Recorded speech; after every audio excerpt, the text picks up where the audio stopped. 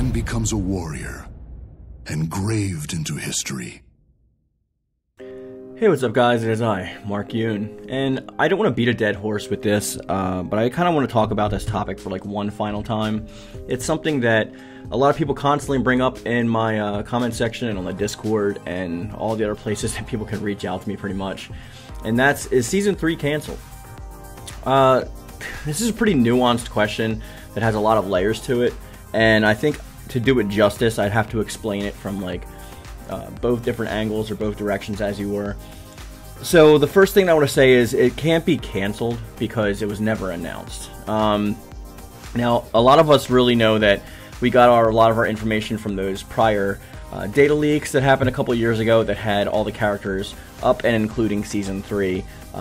They were all 100% correct when it came to predicting which characters and in which order they would actually appear. Finalizing Season 2 with Hwang Sung-young, and then we were slated to have Season 3 actually come up, and I believe in Season 3 it was like Aeon, Rock, a guest character, and then Yoon Song.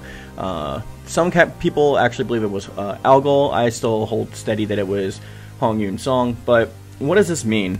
When a company gives an announcement, like it's usually through an announcement trailer or a teaser, or something like that, right? We have a lot of instances in which like we have the fighters roundtables where we get tidbits, or sometimes after tournaments, depending on whether it's E3 or EVO, like we did with Halmaru. Those would be official announcements, even if they just tweeted something on Twitter. But the thing is, with Season 3, just like Season 2 prior to when we actually knew when I made videos on it, there's no official announcement for it. So technically, in the company's eyes, in the studio's eyes, and more importantly in Bandai Namco's eyes, Season 3 was never a thing until it's officially announced. So all of us kind of voicing our dismay, in their eyes, is kind of unfounded because we found our information out through I don't want to say unreliable, but unsubstantiated sources. The data leaks obviously turned out to be true, and it would have been awesome if we did get Season 3. But here we are now, like, what, 9 months after Hwang Sung-young came out, and it's not looking good, boys. Like, I told us before that our last chance would be EVO or E3. Now, EVO is currently going on, and I made a video about why it's unlikely to be actually at EVO, mainly because of the fact that it's just a side tournament, and it's not actually, like, part of the official lineup for the tournament itself, so you can check that video out if you missed it.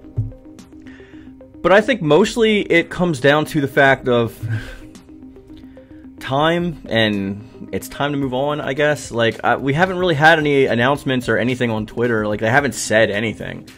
The transparency has actually been my main contrivance with this whole ordeal. Granted, 9 times out of 10, Mortal Kombat now being the exception, fighting games don't usually announce their departure. They just leave and move on to new projects. Okubo went on to work on, or help with, I should say, a new Pac-Man game, and some of the other members are working on other projects as well. So anybody that's hoping that we're going to get a Season 3 trailer in a secondary tier of a tournament is probably going to be disappointed. And I feel you, like I'm with you on that. Like there are characters in Season 3 that I would have liked, and of course a never-expanding roster means more character creation parts. This lends itself to having what? A wider variety of gameplay, a different and changed meta, perhaps even a new challenge tier, or ways to get around certain obstacles in the game that we found were annoying before. All of these things would have been great, but I mean, we're here, and we don't have Season 3. So I think that's something that we have to deal with. I know a lot of us have been talking about this and dealing with it in our own way, in a kind of build-up basis. I'm at a pretty much apathetic point at this point where it would have been great, and I don't think that it's going to do much to dismay me from Soul Calibur 7. Like, I'm still really looking forward to Soul Calibur 7 or whatever else they come up with next. But I'm just going to enjoy Soul Calibur 6 for what it is now, for the time that we have with it now.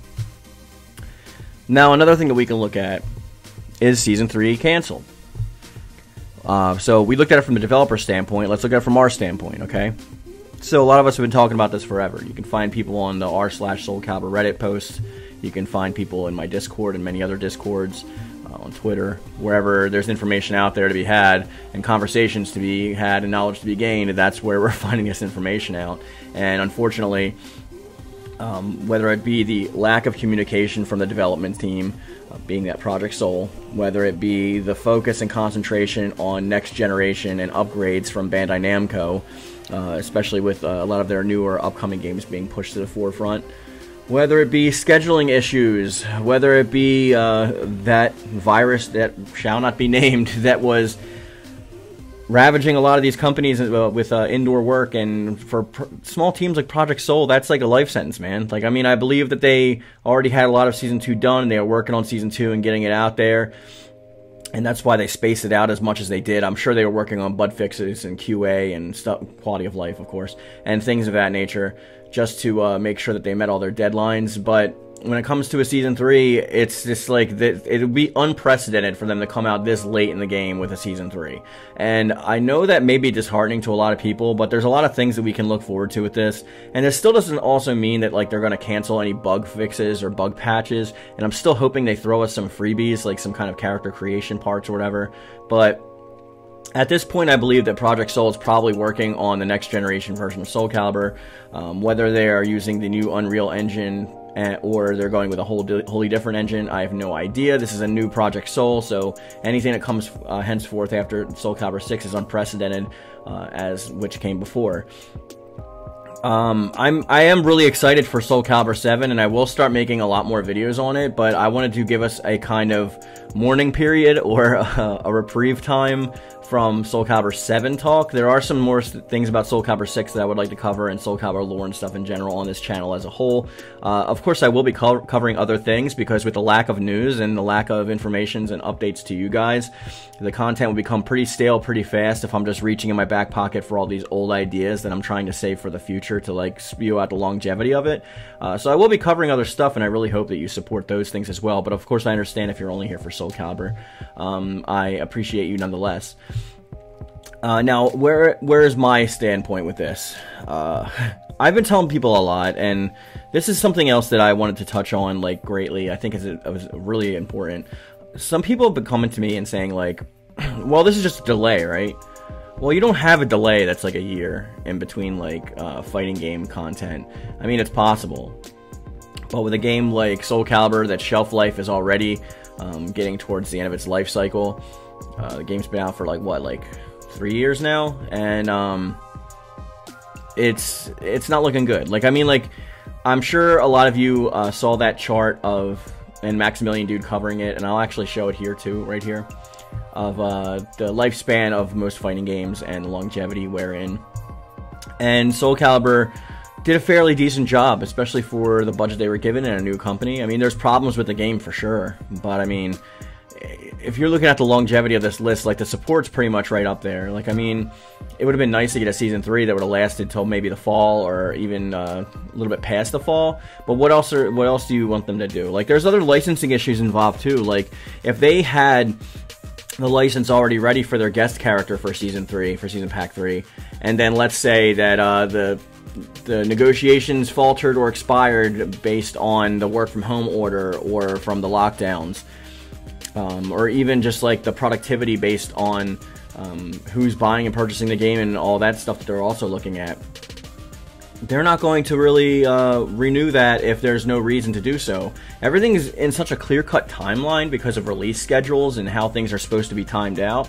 Like, it's not up to the developer, and I think a lot of people really kind of just glance past that. Bandai Namco is the one that actually approves and determines the timeline for Soul Calibur's game, right?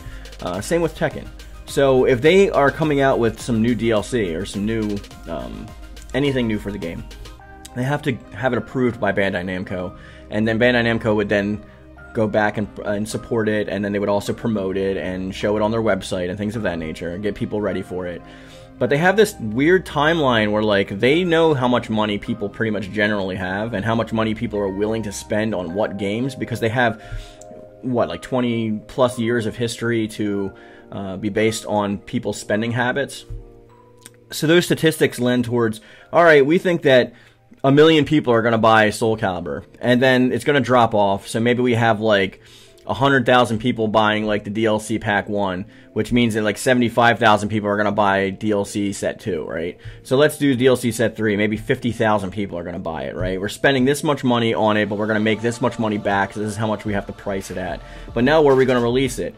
How about we release it here? Oh, we can't because Tsubasa's coming out. How about we release it here? Oh, we can't because it's going to interfere with Scarlet Nexus. They want to promote one project at a time because they know how much money the consumers are willing to spend on said product. So unless you're like a whale, like the general person like usually saves up and let's say on average buys like 1 game a month, right? So if you have DLC coming out for Tekken 6, or Tekken 7 rather, you're never going to see Soul Calibur DLC come out right alongside of that. It's going to be some time spread in between because they want to give people the chance to buy all of their product, not just a portion of it. Consumer burnout is a real thing when it comes to that kind of stuff. And they have years of history and experience with this, so I'm not here to tell them that they're doing anything wrong, honestly. Like, I mean, like, I'd probably like siphon things out that way as well if I'm looking for the greater picture of what I want to see happen. But that's a delay would be impossible, but I mean, there's no announcement, so what is stopping them from just moving on to the next game? It's absolutely nothing. But I don't want to ramble on too much more with this video. I'm sure we'll talk about this more in the future, and I'll touch on stuff other than this. But I just wanted to put my definitive opinion about Season 3. I don't think it's happening. I think they're moving on to Soul Calibur 6. I mean, I personally have been saying this for a while. Those of you who are on the channel and members of the Yoon-Fam, I know that a lot of you guys have seen me stretching back since like Huang that like Season 2 is probably going to be the final season. I mean, I'm sure that you can catch me saying that like Season 3 this and that and this, but you can also see where the information starts coming in, where my opinions start to change. You can clearly see that in the videos presented on the channel.